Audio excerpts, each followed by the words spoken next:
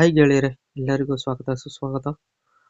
ಇವತ್ತು ನಮ್ಮ Indian share market ಬಗ್ಗೆ ನಾವು ತಿಳ್ಕೊಳ್ಳೋದಾದ್ರೆ, ನಮ್ಮ ಇಂಡಿಯನ್ ಶೇರ್ ಮಾರ್ಕೆಟ್ನ ನಿಫ್ಟಿ 50 ಆಗಿರ್ಬೋದು, ನಮ್ಮ ಸೆನ್ಸೆಕ್ಸ್ ಆಗಿರ್ಬೋದು, ನಮ್ಮ ಬ್ಯಾಂಕ್ ನಿಫ್ಟಿ ಆಗಿರ್ಬೋದು, ಇವತ್ತು ಎಷ್ಟು ಅಪ್ಸ್ ಅಂಡ್ ಡೌನ್ಸ್ ಆಗಿದೆ ಅಂತ ನೋಡ್ಕೊಂಡು ಬರೋಣ ಸ್ನೇಹಿತರೆ.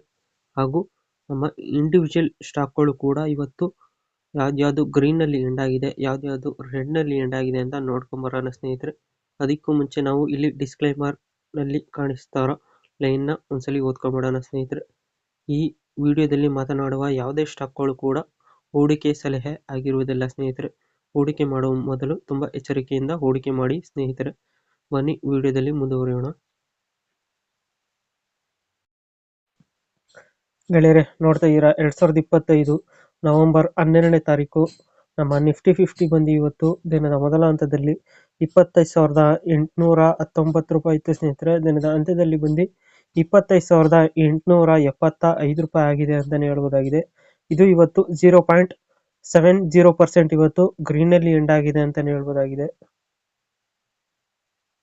ಹಾಗೂ ನಮ್ಮ ಸೆನ್ಸೆಕ್ಸ್ ನಾವು ನೋಡೋದಾದ್ರೆ, ನಮ್ಮ ಸೆನ್ಸೆಕ್ಸ್ ಬಂದು ಇವತ್ತು ದಿನದ ಮೊದಲ ಹಂತದಲ್ಲಿ 84,281 ರೂಪಾಯಿ ಇತ್ತು ಸ್ನೇಹಿತರೆ.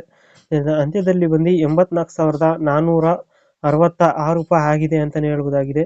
ಇದು ಕೂಡ ಇವತ್ತು 0.71% ಇವತ್ತು ಗ್ರೀನ್ನಲ್ಲಿ ಎಂಡ್ ಆಗಿದೆ ಅಂತಾನೆ ಹೇಳ್ಬೋದಾಗಿದೆ. ಹಾಗೂ ನಮ್ಮ ಬ್ಯಾಂಕ್ ನಿಫ್ಟಿನ ನಾವು ನೋಡೋದಾದ್ರೆ, ನಮ್ಮ ಬ್ಯಾಂಕ್ ನಿಫ್ಟಿ ಬಂದು ಇವತ್ತು ದಿನದ ಮೊದಲ ಹಂತದಲ್ಲಿ 58,353 ರೂಪಾಯಿ ಇತ್ತು ಸ್ನೇಹಿತರೆ. ದಿನದ ಅಂತ್ಯದಲ್ಲಿ ಬಂದು 58,274 ರೂಪಾಯಿ ಆಗಿದೆ ಅಂತಾನೆ ಹೇಳ್ಬೋದಾಗಿದೆ.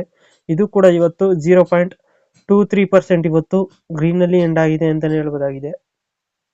ಗೆಳೆಯರೆ, ನೋಡ್ತಾ ಇದ್ದೀರಾ 2025 ನವೆಂಬರ್ 12ನೇ ತಾರೀಕು ಯಾವ ಸ್ಟಾಕ್ಗಳು ಗ್ರೀನಲ್ಲಿ ಎಂಡ್ ಆಯಿತು ಅಂತ ನಾವು ನೋಡೋದಾದ್ರೆ, ನಮ್ಮ ಕಿರ್ಲೋಸ್ಕರ್ ಆಯಿಲ್ ಇಂಜಿನ್ಸ್ ಲಿಮಿಟೆಡ್ ಬಂದು ಇವತ್ತು ದಿನದ ಮೊದಲ ಹಂತದಲ್ಲಿ 1,037 ರೂಪಾಯಿ ಇತ್ತು ಸ್ನೇಹಿತರೆ. ದಿನದ ಅಂತ್ಯದಲ್ಲಿ ಬಂದು 1,058 ರೂಪಾಯಿ ಆಗಿದೆ ಅಂತಾನೆ ಹೇಳ್ಬೋದಾಗಿದೆ. ಇದು ಕೂಡ ಇವತ್ತು 11.98% ಇವತ್ತು ಗ್ರೀನಲ್ಲಿ ಎಂಡ್ ಆಗಿದೆ ಅಂತಾನೆ ಹೇಳ್ಬೋದಾಗಿದೆ.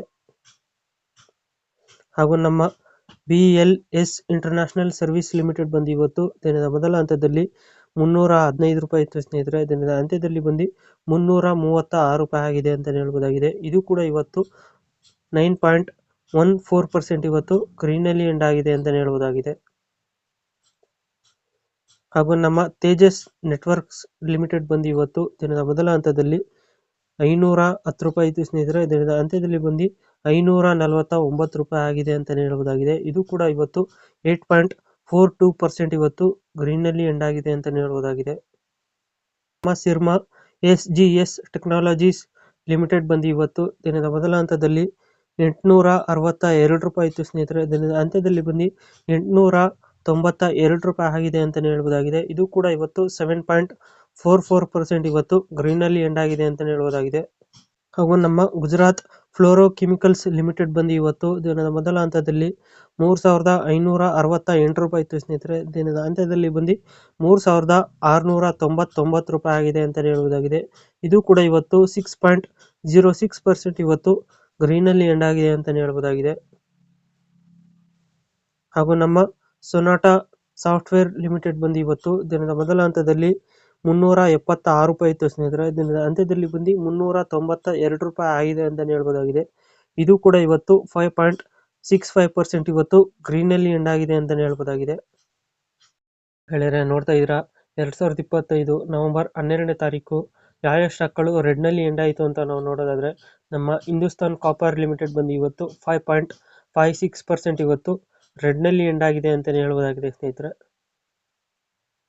ಹಾಗೂ ನಮ್ಮ PL ಇಂಡಸ್ಟ್ರೀಸ್ ಲಿಮಿಟೆಡ್ ಬಂದು ಇವತ್ತು 5.23% ಇವತ್ತು ರೆಡ್ನಲ್ಲಿ ಎಂಡ್ ಆಗಿದೆ ಅಂತಾನೆ ಹೇಳ್ಬೋದಾಗಿದೆ ಸ್ನೇಹಿತರೆ.